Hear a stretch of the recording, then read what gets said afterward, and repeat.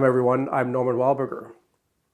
In this course, this series of lectures, I'm looking towards trying to frame mathematics from K to 6 years in a good, sensible way from the point of view of a mathematician, professional mathematician who wants to orient the landscape so that it fits smoothly with sort of mathematical reality in a larger scale.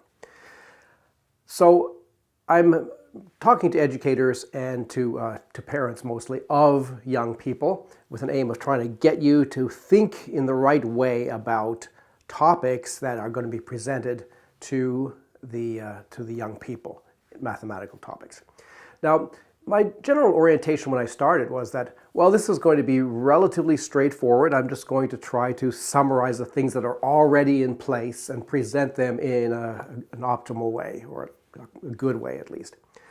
But as I've been doing it, it's been interesting that I've started to realize that when you look at the foundations, even of very simple things like fundamental arithmetic, primary school arithmetic, there's insights to be had. And there are opportunities for thinking more clearly and more carefully, and even in novel directions.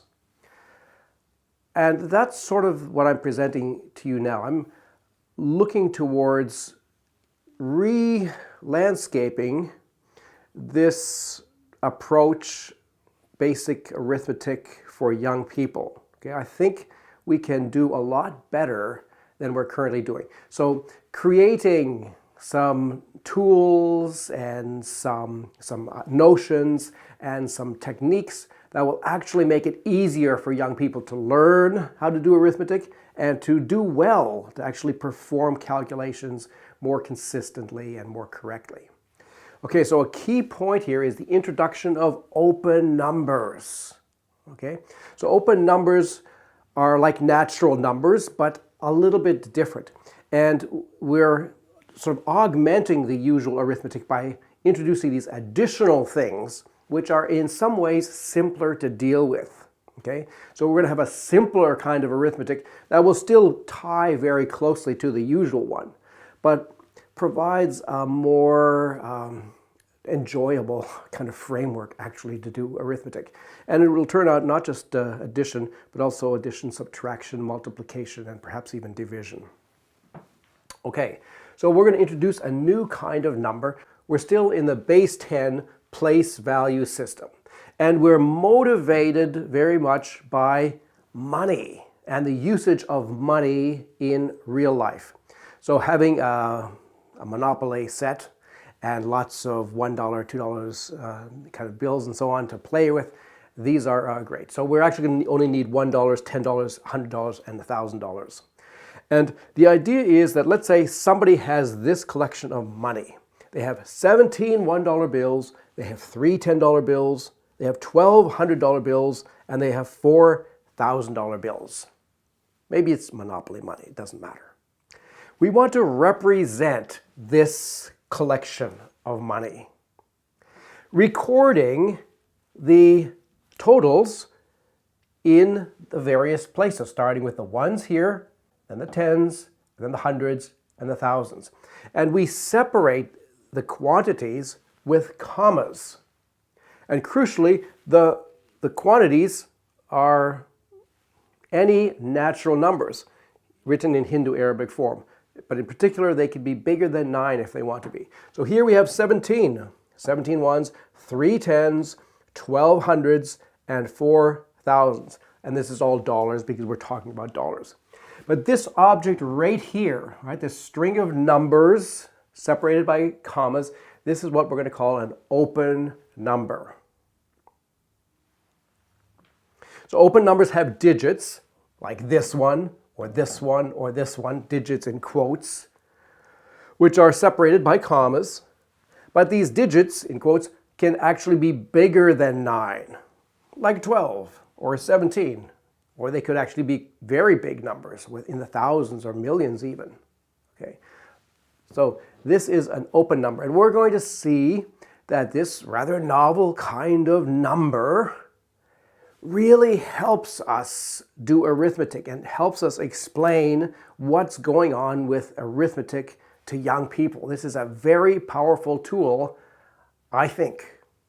Now, if you're a parent or a primary school teacher, you may be thinking, well, how can you just introduce new kinds of numbers? Is this allowed? Is it legal? Well, keep in mind the following, that a number system is really something that we create in order to be able to solve problems in real life, okay? And there are actually many different number systems in mathematics that are used for various purposes.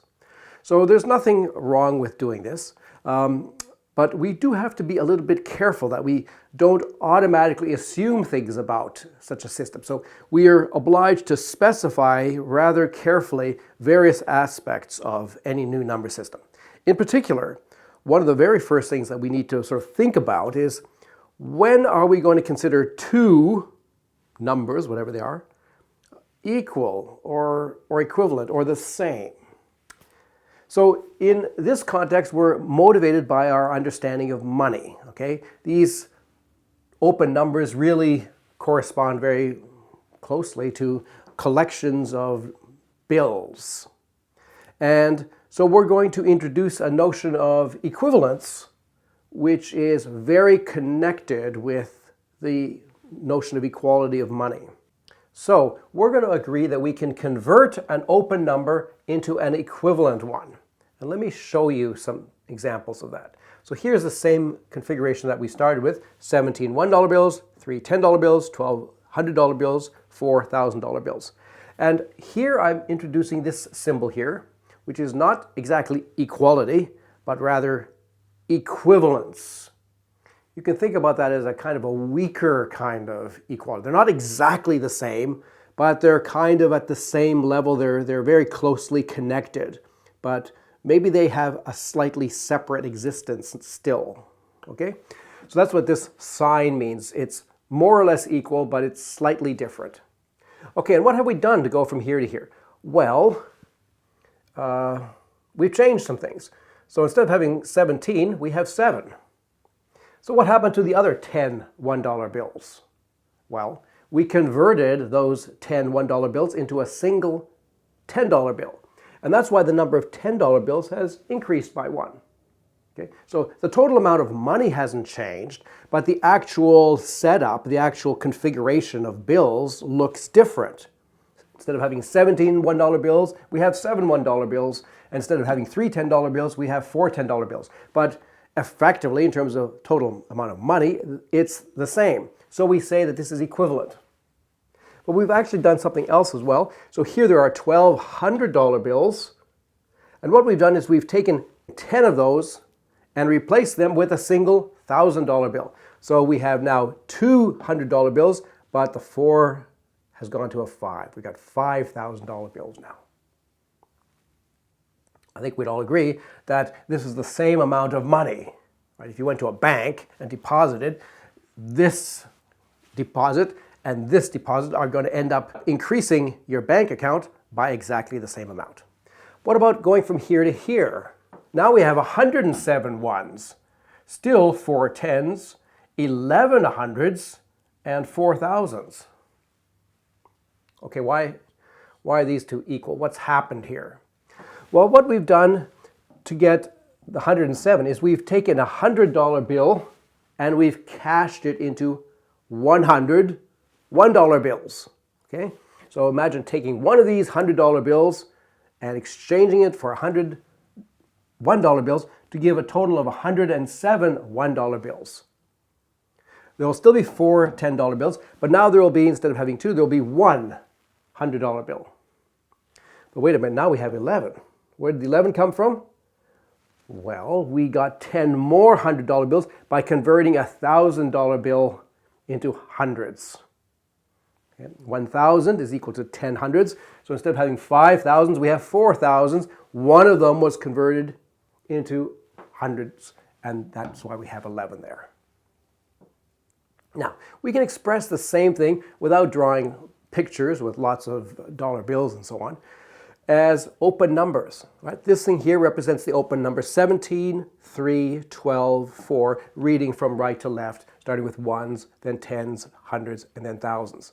Over here we have 7, 4, 2, and 5, and over here 107, 4, 11, and 4. And we say that each of these open numbers are equivalent, represented with this kind of equality sign. So a straight bar at the bottom and a wavy bar at the top.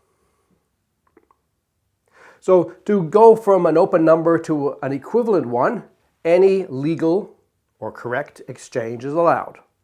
By that I mean we're allowed to replace 10 $1 with a $10, or replace 10 $10 with a $100, etc. So there's actually quite a lot of different configurations that we could replace a given open number with to get an equivalent open number. Now, a very important type of conversion is to convert an open number into an equivalent Hindu-Arabic number. I remind you that's a number where all the coefficients or all the entries or digits are numbers between 0 and 9. So for example, going back to our situation, 17 ones, 3 tens, 12 hundreds, and 4 thousands, we can convert that to this. 7 $1, 4 $10, so we've taken 10 of the ones here and exchanged for a 10. 2 hundreds, what we've done is we've taken 10 hundreds and converted it into 1,000 to get 5,000. Now the numbers of each bill is a number between 0 and 9. So there's at most 9 of any unit or denomination. This is what characterizes a Hindu-Arabic number. Otherwise, they're really pretty well the same as open numbers. So we've established that this open number here, 4, 12, 3, 17, is actually equivalent to the Hindu-Arabic or usual number 5,247. The advantage in this system here is that there's always exactly one way of representing a number. Right? There's no alternative ways of representing this Hindu-Arabic number as a Hindu-Arabic number. But the price for that is that we have to fuss around to get the coefficients in exactly the range required. So there's actually benefits for both of them, of course. Of course, there's lots of benefits for this. But it turns out there's also benefits from this point of view, that we gain something in certain situations by having this more flexible point of view. And it turns out that's exactly what we need to do a lot of primary school arithmetic. So there's lots of exercises that we can now do to get used to open numbers and a little bit of how they work, especially with respect to conversions. So for example, have a look at this. We're asked to complete the conversions. Here's an open number, here's another open number, but we have to figure out what that coefficient is there, or how many tens there are. Okay, so here we have 14 ones and 6 tens, and over here we have 4 ones. How many tens do we have? Well, to go from here to here, we've lost 10 ones. The 10 $1 bills have been converted, obviously, into a $10 bill. So there's one more $10 bill than there was earlier. There must be 7 $10 bills. Over here, there's 7 $1 bills and 8 $10 bills. And over here, we see that there's 7 $10 bills. And we want to know how many $1 bills are there. So in this case, we've taken one of the $10 bills and converted it into a certain number of $1 bills. In fact, 10 of them. So we have 7 to begin with. We add 10 more because of this conversion of the $10 bill. So we must have 17 up here. Here, 2 $1 bills, 35 $10 bills, and 4 $100 bills. And over here we have, well, there's 2 blanks, and we're told that there's 22 $10 bills. Now, there's actually maybe more than one possible answer here. So let's find at least one answer, and I'll let you have a look for some other ones. So we're going from 35 tens to 22 tens. So how could we change tens? Well, we could take 10 of them and make 100. Okay, so if we took 10 of the $10 bills, that would make 100. That would then lower us to 25. Okay, so let's actually do that. That's a good step. So we're going to convert 10 of these to hundreds, giving us 5 hundreds altogether over here. Now at this stage, we would still have 25 $10 bills, and we want to ultimately have 22 of them. That means we have to get 3 $10 bills converted to $1 bills. 3 $10 bills makes 10, 20, 30 $1 bills. Actually, that's a calculation that everybody knows, right? 3 $10 bills is the same as 30 $1 bills. So we started with 2 $1 bills. We've got 30 more, so we should have 32 $1 bills. And now this is an equivalence. Now they represent the same amounts of money, even though the actual configurations are different. Now in this exercise, we have to express these collections of money as Hindu Arabic numbers of dollars.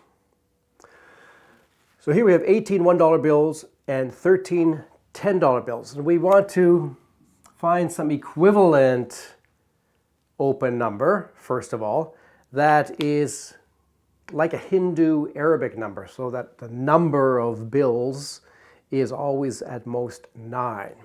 So what we have to do is we have to convert these 18 $1 bills into an amount less than or equal to 9. So that's meaning that we're going to take 8 of them. So we'll have 8 times $1, and 10 of them will be converted into $10 bills. So I might just do it that way. So there's 14 $10 bills. All right, that's sort of the first step. The first step, I've gotten the ones digit in the right range from 0 to 9. Now, the tens digit is still problematic because it's bigger than 9. So we have to convert it to something else. We have to get fewer than 10 $10 bills. So how are we going to do that? Well, there'll still be 8 times, I'll just write like this, $1. And so I'm going to take 10 of these $10 bills and convert them into 100. So that'll give me 4 times $10. And 10 of them will give me 1 times $100. Okay, so I made the conversion. And now all the coefficients, or all the quantities or the digits, are in the range 0 to 9. So that's in Hindu Arabic form. And I can write it in terms of, in terms of dollars. It's a number that has 100, 4 tens, and 8 ones, so it's $148.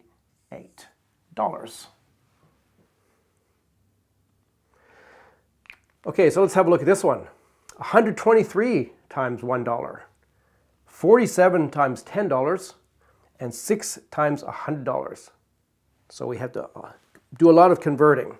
So we'll write the equivalent sign. And what are we going to do here? We have 123 $1 bills. We're going to take 120 of them and leave just 3. So we leave 3 times $1. And the 120 of them we're going to convert to 120 $1 bills. It's the same as 12 $10 bills. So we're going to add 12 to what we already have. Okay, I'm going to suppose that we can add 12 and 47. That might involve some thinking. At this stage, we don't really know how to do a more complicated addition like that very well. But okay, let's suppose we could do 12 plus 47. That's 59. So we have 59 at this stage times $10, and still 6 times $100. Okay, so now let's work. We'll keep the 3 times $10, or 3 times $1 rather, and the 59 times $10. Well, that's going to become 9 times $10. And the 50 $10 is going to become $500. So the 5 adds to the 6, and we get 11 times $100. So that's almost finished, but not quite. That number is still bigger than 9. So we have to go one more step. 3 times $1, 9 times $10, and here we'll keep one of those hundreds, and the other 10 will peel off and convert into a single thousand.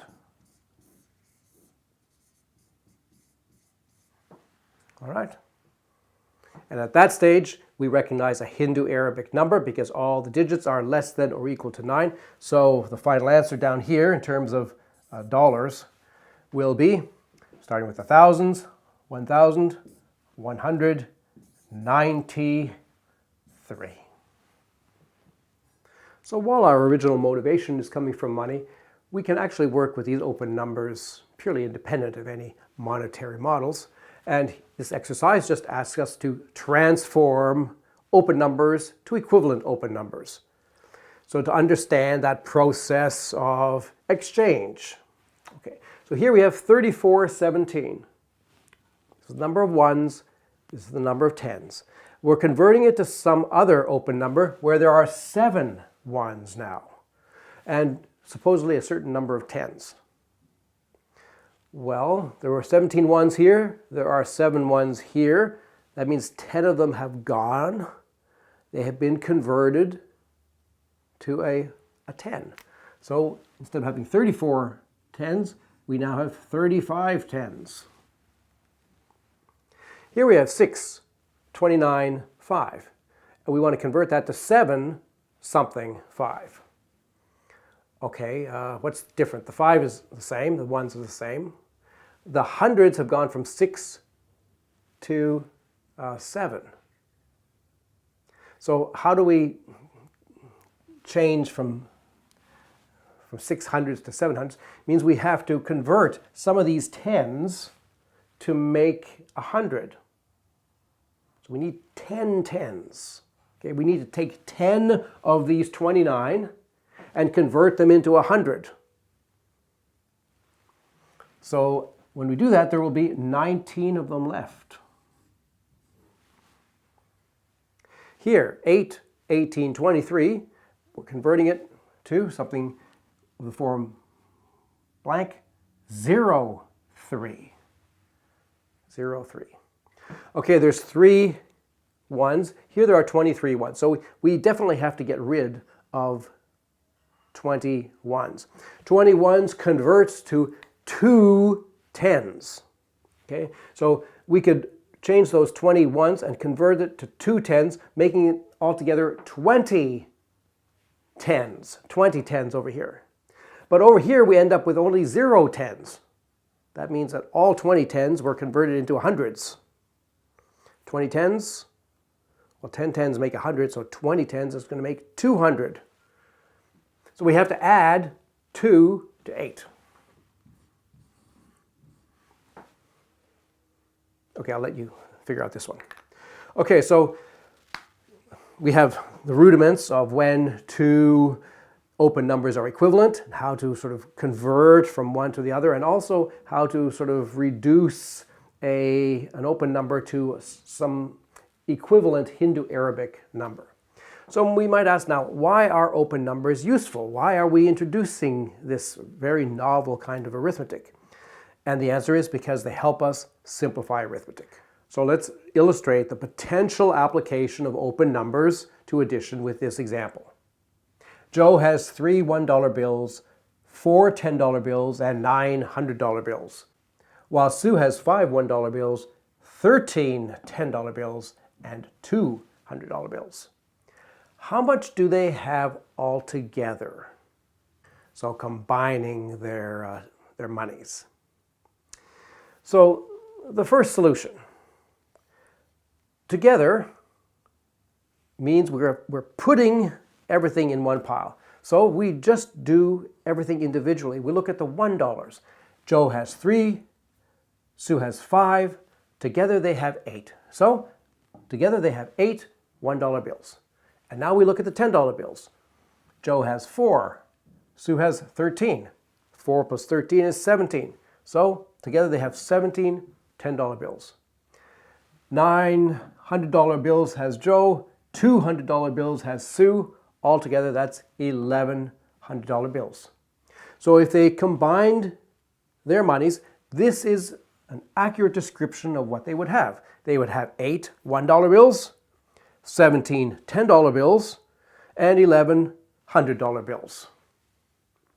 That is, in some sense, a reasonable solution. But it's also possible that the intent of the question was maybe a little bit further. Like maybe the question was actually asking how much money do they have in kind of a usual sense. So let's go a little bit further and see what happens. Here's 8 $1 bills, 17 $10 bills, and 11 $100 bills. What happens when we add all of that together? So here's 8 $1 bills. We're going to convert the 17 $10 bills to 7 $10 bills and 12 $100 bills. Exactly the same kind of thing that we've been doing. And now it's almost in Hindu-Arabic form, except there's a 12 here. So we keep the 8 $1 bills, we keep the 7 $10 bills. So we take 2 of those $100 bills and keep them where they are. And the other 10 we convert to a $1,000 bill. So $1,000 bill. And now it's in Hindu-Arabic form with an 8, a 7, a 2, and a 1, starting with the 1s and then the 10s and then the 100s and then the 1,000. And so we can write it in the standard Hindu-Arabic form as $1,278. So let's state that problem without lots of dollar bill pictures. Joe has money, which is represented by the open number 943. Ones, tens, hundreds. Sue has money represented by the open number 2135. 5 ones, 13 tens, and 2 hundreds. When we want to add their monies, we're adding these two open numbers. 943 plus 2135. How do we do that?